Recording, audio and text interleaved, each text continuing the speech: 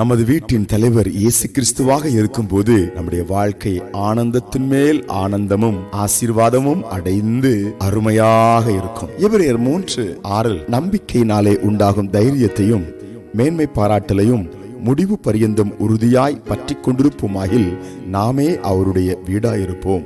அன்புக்குரியவர்களே, நாம் ஆண்டவரின் பிரசன்னம் நிறைந்த, ஆண்டவரின் ஆளுகை நிறைந்த, ஆண்டவர் உலாவுகிற ஒரு வீடாக இருக்க வேண்டும் அவர் விரும்புகிறார். இந்த காலை வேளையிலே நம்முடைய வீட்டில் என்ன உலாவிக் கொண்டிருக்கிறது, என்ன நடந்து கொண்டிருக்கிறது? நம்முடைய வீட்டின் தலைவர் இயேசுவாக இருக்கிறாரா?